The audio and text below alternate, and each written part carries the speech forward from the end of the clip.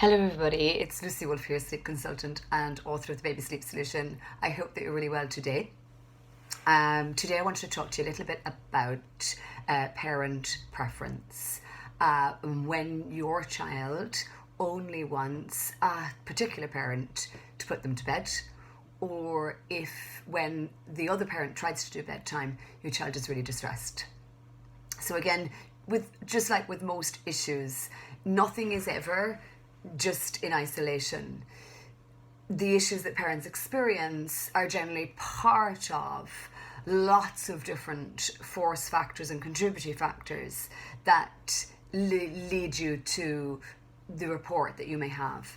In general, it is mostly ideal if, when we are helping your child to sleep better, that this activity can be interchangeable between the parents. And I definitely feel that when we are beginning to work on our children's sleep, so if you have been routinely struggling with various elements and your baby is over 6 months of age and you're going to start to, let's say, begin my sleep learning exercise, then my overriding objective in the beginning is that this can be something that both parents can do when we have both parents in the mix.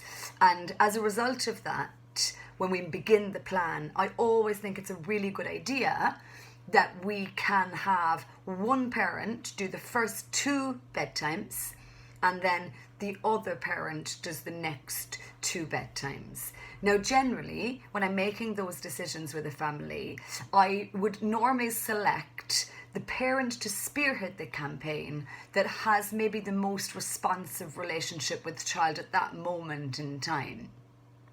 However, if we have a breastfeeding baby and we're making those type of changes, I usually use the other parent. So again, it's a case of trying to decide what fits your little family unit best and then proceed on that basis. And then, of course, you'll back that up with all of the information. You'll follow the feeding and sleeping balance. You'll introduce a really good bedtime routine. And then as needed, you'll use the stay and support approach. And that I do really feel it's important that we do 2 nights in a row at bedtime for the first parent. And that gives us a little bit of a litmus test. And then the next parent does the next 2 bedtimes. And then if that tends to feel like there are improvements, I then generally start to alternate the parents between them. And then, of course, some of you will report that one parent is not around maybe Monday to Friday. And so I just use the other parent whenever they're available so that I keep their hand in and I create this level of interchangeability. So again, if your baby is open to that, then that's perfect. And that is the best way to begin. However, lots of you will report that one of you struggles specifically with your child and your child seems to have this parent preference. And again, a lot of the time, if I can see a parent preference, I actually roll with it because I want to meet the child's needs. Young children find it very difficult to concentrate on more than one relationship at a time. And very often they will have a specific role for a particular parent. And that could be the mum, and it could also be the dad. Or it could be, it's interchangeable. And what you might also report is that flip-flops in time.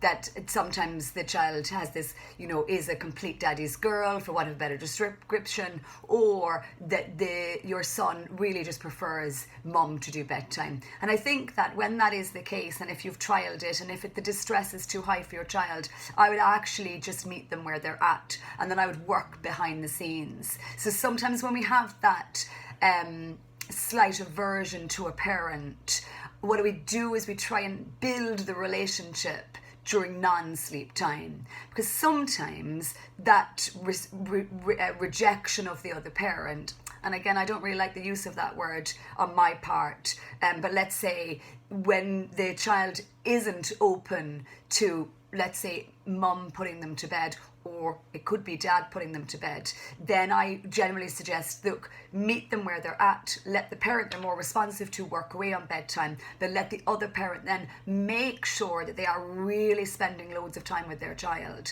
because what you want to do now is build the relationship. So during non-sleep time, loads of floor time, loads of one-to-one connection, eye contact, physical contact, because sometimes that dynamic is because they just don't feel they're getting enough time with that particular parent.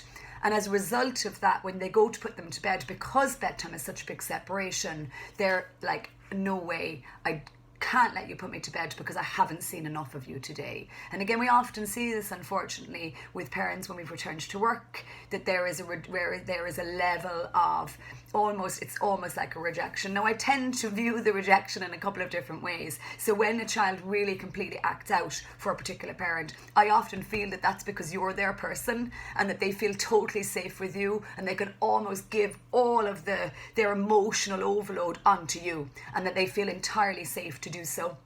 And that's sometimes why we feel like that they might play up for you or play up for a particular parent. And again, for me, it is all about relationship and working on building the foundations upwards of, being in tune, meeting their needs, being available to them emotionally and physically, so that they do feel connected to you, not just around sleep, but throughout the course of the day as well. And of course, when we're working long hours, that's harder to do, but it is definitely something that I try to factor in, because I think that it really does help. And then I might if there's a lot of distress involved with one particular parent, I typically stand that parent down. And again, the same is true that if you tell me that overnight your baby will settle more quickly for mum and less quickly for dad, then I use mum. Because there's no need for us to make it any more difficult for the baby than it needs to actually be. And then in the meantime, I get you to work behind the scenes. And I suppose the parent that maybe is doing the lion's share of the overnight, the other parent then needs to pick up the slack in another area. And it doesn't always have to be a parent. It maybe is another adult who is helping you and supporting you during this tricky and vulnerable time.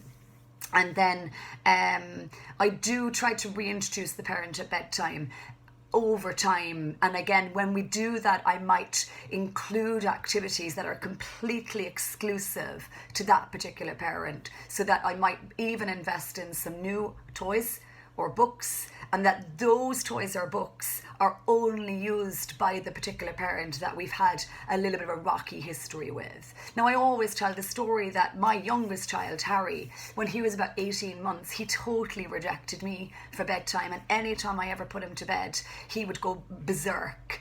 And as a result, again, I stood myself down, because we were in the fortunate position that my husband was around in the evening time and he could put Harry to bed. And I know not everybody has that luxury, but we just decided that what was better for us at the time was for Dad and Harry to go and do their thing. And I realise now, when I look back, which is hard to always see when you're in the moment, that again, he probably wasn't getting enough of me. Youngest of 4, really busy. I was probably back at work as well, running around doing different school runs, trying to meet everybody's needs, but probably not meeting his needs in the way that he needed it at the time. And that when I was trying to put him to bed, he was like, I haven't had enough of you.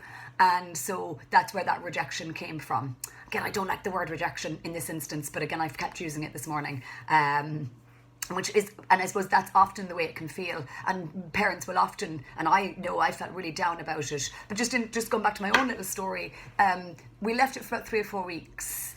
And then I began a completely new bedtime routine with Harry, that Dad had never done anything like it with him. And actually, I used to start it downstairs, where we used to start to count all the pictures or say goodbye to all the pictures of the other children. And then we used to go up the stairs and count the stairs. And I suppose just slowly reintroduced myself to the mix. I spent much more time with him during non-sleep time, one-to-one time, which is hard to do, when you have divided needs and a competition of needs. But again, it is all about building that relationship and then factoring in a long bedtime routine. So if you're only doing a 10 or 15 minute bedtime routine and you are experiencing this kickback, then I think your bedtime routine needs to be at least 20 and maybe even 30 minutes before you ever look to try and put them to sleep. So I'm planning to write an article on this particular topic, because I think it's a very interesting one, and I think it comes up loads for parents. And of course, although I'm not able to answer your questions individually, if you want to add your own experiences underneath the video, then it would be great for me to see, because it would give me, you know, some good information as I begin to write my content as well.